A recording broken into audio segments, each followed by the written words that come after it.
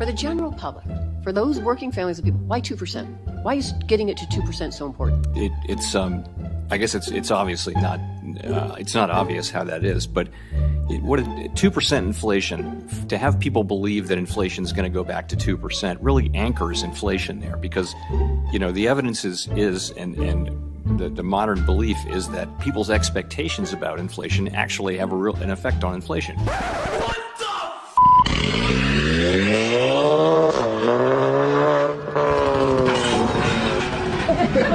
What's going on, guys? K-Dub here with another episode of Crypto Zombie. Welcome back to the channel. Hope you're having a great day today. Bitcoin, unfortunately, is still unable to hold above 30,000. You can see we had two major attempts, and as you can see, we're having a lot of selling pressure. You could see these wicks from the top, right? Every time we get up there, sell. And now we can't even get back above the $30,000 range, and now we're selling there. So who keeps selling? Who is holding down price? Or was it just the excitement over PayPal? Well, there is something that I want to talk about today. We are going to discuss what is going on in the chart specifically, but I also want to talk about something that is absolutely huge that everyone knows about, but nobody seems to understand the implications of this. In fact, this could literally cause the price of Bitcoin to surge astronomically. Now, I'm not trying to be overly bullish, but it just is something that a lot of people seem to be missing. I want to talk about what is really going on right now, especially in the US, with all this BlackRock, ETF, SEC, and the Fed situation, and I want to shed some light on it and explain what it really means. So today's video is going to be a little bit shorter than usual, not too much. We are going to go over this price action though, because as you can see, it does look like we are attempting to potentially fall back down again. So what does this mean? And also for everybody that is able to use Bybit, I know right now it's a little difficult if you are clearly US. That's why I do recommend Apex Pro, which is the decentralized version of Bybit. But if you are interested, they have an $8 million USDT prize pool right now. And they also are giving away a Lamborghini and a Rolex. And just so you guys know, my bonus is still active on this. So you can get up to an extra $30,000 if you're interested. So I know that's not for everybody, but I do want to let you know that is happening right now. So take advantage of that in the links below in the description. But that is it for me today, guys. That is actually not it for me today, guys. We're just starting the video. I'm a little bit out of it. Let's dive in. Let's have a look. If you're not subscribed, well, I do think things are going to start getting a little bit wild lately. So as we can see right here, we are technically still just in this bull flag, this bull pattern. And you can see that we were held right here above the $29,360 area. And remember, this area was holding us down here as a little bit of resistance, and now it's acting as support. So all of this is working together in tandem, right? We have had the downward sloping trend heart line holding us up, and we are holding above this area as well. But what we are not able to do is break and hold above the $30,000 area or break and hold above this downward sloping trend. So we're still in no man's land, and if we do fall below it, then yes, that puts the target potentially down here back at around $28,280. Now, the reason that we could potentially fall really fast, if we do even fall, I'm not saying we're going to, but if we do have that break below that level, I was talking about a potential opportunity for a quick short, and you could make up to 15% on that, right? Now, this is not saying you should just go short right now. We have to wait for that confirmation. But again, the reason why I say that is, falling out of this area right here would probably freak a lot of people out. It would cause it to sell. But as we know, there is a lot of interest right here around this level. I mean, you could see how many times we interact with the Terra Luna crash. And I think what would happen was, even if we fell slightly below it, which I've seen happen, you'll have these wicks and they're like, oh my God, it's falling. We're all the way down to 22. And then by the end of the day, it's already back up to 25. So something that you can do, which is a really good strategy, is you can start. You don't want to put your entire order in, right? And be careful with stop loss, because let's be honest, a lot of these centralized guys, they hunt them. Let's just be real. But what you could do is you can potentially, and this is not financial advice, obviously, I have to say that, but you can start your long at 25.3 right here. Right? And you could just do a small percent, like 10%, 15%, 20%. Okay, great. If it works, awesome. You're still in the trade. If it doesn't and it falls lower, what you then do is put it where you would put your stop loss. So your stop loss right here, as you guys can see, look at this confluence that we have, not confluence, but look at this area of interest right here. You could say that that's around 21,300. So I know that seems insane that the price could possibly fall that low, but if you wanted to catch that long, You could start the percentage and then add as it falls lower, because what usually ends up happening is everybody's looking at the same levels. So everyone knows where everyone's going to put their stops, right? So if you actually do your purchase or your long at where everyone else is doing their stops, that's usually how you get in on, right? I mean, some of my best trades I ever made were just setting a price below the stop where everyone else thinks you're going to put the stop, the level. And then that's where, you'd get those wicks and you'd get bought up, right? So as you guys could see though, what I was talking about with the VPVR, or VRVP, which is how they say it, but I think it sounds better, VPVR. You can see right here that we are at this level. Now, if we were to fall down, it does show us that there is massive, massive interest at this $23,000 level area. And again, I just don't think we're going below 20 because there's just way too much interest there. The next area after that would bring us up to about that $37,000 area. Now, of course, if you look on the daily is showing us that we have a potential anchor wave forming, because look, what we had right here, we had our anchor wave, we had our trigger wave. And then what happened as soon as we got that trigger wave? Well, we actually had that dump, right? We fell from 31 all the way down to 28. Well, now we're putting in a potential anchor wave, and I'm not going to consider this a trigger wave just yet. I'm waiting to see if we come down one more time, but ultimately, if we switch to the weekly, we do have this money flow looking like it does want to flow into the green. So again, people that are getting bearish on this short term, I wouldn't be so sure. Now, yesterday, we did have this flip. Today, it's neutral, but it's actually been fluctuating on and off all day on the guppy. So like I said, we have to wait to the end of the week to get the official confirmation on this trend. But the fact that it's flipping in and out, it's trying to go bullish, right? It hasn't really, it's been neutral essentially since April of the beginning of this year. The only other bit of concern too is just what might happen. This could be the first time we've ever seen this in history, right? So I know we're anticipating, as long as we don't have a massive, 40% sell-off out of nowhere, we are looking for some form of a golden cross at some point, towards the middle to end of this year. Well, already at the middle of the year, so I guess towards the ender part of the year. But what I am worried about is what's going to happen to this 100, because if we have this golden cross here, is this going to, fake us out, maybe do a little fake out, something like that? Or is this going to end up crossing down like this? Because if that happens, that would be something that we've never, ever seen. Not that I'm aware of. Maybe I'm sure somewhere it happened, but on a main time frame, like a weekly, that would just be very, very, very confusing to have a bullish crossover on the lower and a bearish or death cross on the higher. It would just be very, very interesting. So I do want to see how that's going to play out based on it. But again, Trader Tardigrade, one of my favorite analysts, again, history does not repeat, but it often rhymes. And you could see the very, very similar setups that we have here where, we start to have this breakout where we have, this was a triple bottom. This is sort of like not really, you could say an Adam and Eve. And right here, you could say same things, head and shoulders, I've heard some people say. But you can see that once you kind of break that neckline, it brings you up to the next area. And obviously I'm not saying this, but if history repeats, he's got this going all the way up to 200,000. It's possible. But again, if you look at the long to short term holder threshold, obviously you're seeing some of the short term holders. Obviously these guys are selling off a little bit down here, but they're the newer guys, right? They're the guys, they get in, they don't like what's happening, they lose some money, they freak out and they sell. But look at this long-term holder supply threshold right here, the highest that it's ever been at all time. And there may be something that the institutions know that we don't. Now, this is the story that everybody knows. We've all talked about this. Mike Novogratz, he came out. He was he's from Galaxy Digital.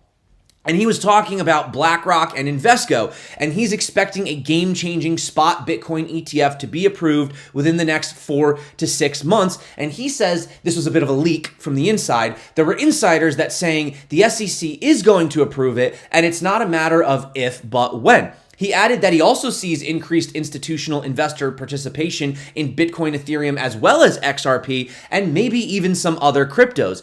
He says institutions have come back. Some in the in immediate term, they've come back in the futures, they've come back in some of the stocks as well, but importantly, they're coming back in these structural ways, okay? Now, just to point out super quick, like Eric Balchunas was saying, every single one of the top 15 best performing equity ETFs this year is crypto related. All of them. Every single one of them is crypto related. WAGMI leading the way with 227%, finally attracting flows too, although pretty modest considering these perf numbers, etc. So what is the significance of this? Everybody already knows this. We're already anticipating the ETF. But what may happen, like you've seen these guys from Grayscale coming out and saying, if you're going to approve one, you're going to have to approve them all. Now, Kathy Wood from ARK, this weekend, right? 3 days from now, they're supposed to be making a decision on the ARK ETF. It's probably going to get delayed. I don't know if it'll get denied. It's probably going to get delayed. If it gets denied, that would be a little bit concerning considering that they basically followed in BlackRock's footsteps. But I digress. Getting back to the ETF scenario, if they were to hypothetically all get released at the same time, which is what some insiders are claiming could happen, think about what that means. Of course, yes, from a standpoint, that just opens the floodgates to potentially trillions of dollars. But not only that, it's not just the fact that it opens up the floodgates, it's also the fact that now you have all of these ETFs that got approved at once, basically offering the same exact product to each one of these investors. So now we're talking about competition, right? You ever hear about sort of like gas station wars, price wars, where like there's gas stations on the corner and they lower their price a couple pennies and then they have to lower their price a couple pennies and then they offer free slushy with this and then they got to come up with something else because they're literally offering the same product. So what's the difference? Why do I go to this side over this side, right? Why do I go to this ETF over that ETF? So imagine the marketing, right? The TV ads, all of the efforts that they're going to put into getting their clients to come over to their ETF. Imagine the noise that's going to surround that, right? You have to just think about it. It's going to be like an echo chamber, but on the outside, right? Like not an echo chamber, like maybe the opposite, like a megaphone or something like that. So it could be absolutely massive to watch these guys compete for these big players to enter into their ETF. Now, we were talking about a perfect storm. CME data shows a 90.5% probability of the Fed pausing after the July CPI print. So the CPI came in at around 3.3% this morning. If you guys were over on Twitter, you already know that, or X. Hate saying X. It's really going to be hard getting used to saying that. But it was a little bit higher than expected. But it really, it was lower than expected, even though it did tick up a little bit. But it was still lower than expected. So that's kind of why you're seeing these sort of weird markets, semi-neutral, right? Just kind of trying to figure out. I mean, actually, just out of sheer curiosity, if you look at the S&P, yeah, the S&P. So actually, look at this lower time frame right here. So you basically had it pump and then dump back down. So today's just a big fake out day. And again, this is what we're afraid of is Bitcoin going to have that correlation to the S&P still, or is it finally going to decouple? Because we have seen it slowly decouple, but then on the macro, it still kind of follows it, right? So we're really looking for that big decoupling. But getting back to the Fed, the SEC, all these other players that everyone's worried about in the US, well, the Fed has recently come out. And as you know, they're dealing with the banks and saying, hey, you have to come to us for approval as long as we get approval. We're not saying you can't do crypto. The Fed feels it has no place left to go except to monitor cryptocurrency. If DC can't make up their mind, at least the Fed's latest moves show it respects crypto as an inevitable part of the economy. So without going into the rest of this article, what this is telling us is they know they can't ban it. They know it's not going to work, right? And if these guys aren't going to make up their mind, the SEC is going to whatever, then they're like, hey, sure, we're just going to have to allow it. It's just going to be part of our economy. Do we like it? Not necessarily. Do we feel it's a little bit of a threat to our system? The banks, our traditional archaic almost ways of doing things, of course, but they also realize the uproar that would happen if they outright just tried to ban this or something, right? So they're working with it. They're trying to figure that out. Now, I'm not saying that necessarily Jerome Powell and all these guys are the smartest people in the room, let's be honest. I mean, look at this. This is a hilarious video. They asked them, why is 2% the target inflation? And listen to this. They said it sounded like a kindergartner wrote the answer. For the general public, for those working families of people, why 2%? Why is getting it to 2% so important? So that has become the globally agreed, essentially all major central banks target 2% inflation in one form or another. How does that help my Nevada families? How does that help people in Nevada? I'll tell you how it does. And it's I guess it's obviously not, it's not obvious how that is, but 2% inflation, to have people believe that inflation is going to go back to 2% really anchors inflation there, because the evidence is and the modern belief is that people's expectations about inflation actually have an effect on inflation. If you expect inflation to go up 5%, then it will. If everyone kind of expects that, because that's what businesses and households will be expecting, and it'll kind of happen because they expect it. So again, we do have a little bit of the pushback from the SEC. According to the court records, they are appealing Judge Torres's final decision for XRP Ripple case. The SEC has submitted a letter of intent to appeal against the judgment of July 13th. In addition, they expressed concerns that the resolution of the case could be delayed for years if no appeal is filed. But again, so they don't like the outcome, so boo-hoo, they're crying, right? Because the SEC only really has like one weapon in their arsenal, the Howey test, right? And if this judge is coming out and saying, well, if it's sold on the secondary market, it's not security, well, that encompasses an incredible amount of the tokens in crypto space. And the SEC, being the power-hungry, people that they are, doesn't like the fact that there is going to be clarity, which means that they're not going to be able to just randomly serve people with all of these penalties that these guys just pay the fines because they don't want to go to court, or they're not going to have the jurisdiction. They don't like that. They feel threatened. Tough luck. Nobody cares. Vote Gary out. Anyway, Coinbase launched, their base, which is on top of Optimism and all this other, the Optimism IO stack. I'm not really going to go into this. Doesn't really interest me personally. Again, let's talk about the positives. The positives are Coinbase is a publicly listed company. Now they have their own base. They have like over 100 decentralized apps. So great. This is probably going to be great for the public, for the normies, etc. For me, not really my thing, but it is, I suppose, big news, right? It's clearly going to be extremely centralized. I think that's quite obvious. But again, I just want to end on the NUPL, or the net unrealized profit loss. Again, guys, we are nowhere near the top. And just to point out what a lot of people were saying here, like what happened with this, we've talked about these lengthening cycles, and it is starting to become potentially apparent that maybe this cycle top, this double top that we had, was actually just a temporary mid-cycle peak, and we actually did not even ever get to the full euphoria and greed just yet. So that being said, again, thank you so much for coming back to the channel. If you guys want to take advantage of all those bonuses below, BitGet is also another really, really good exchange. In fact, BitGet is the centralized exchange that I would prefer. Again, I'm not going to tell you guys what to do. Don't trade out of your jurisdiction. I know some people recommend VPNs. I'm not allowed to say that. You do what you want. But if you are interested, they do have $18,000 in bonuses below. And of course, if you guys do want to learn how to trade, make sure that you take advantage of that. But ultimately, guys, that is it for me today. Thank you so much for coming back to the channel. You guys rock. You are the reason that I make these videos. I think it's going to get pretty crazy soon. I think the boring times are about to be over. I can feel it in my bones. So stick around.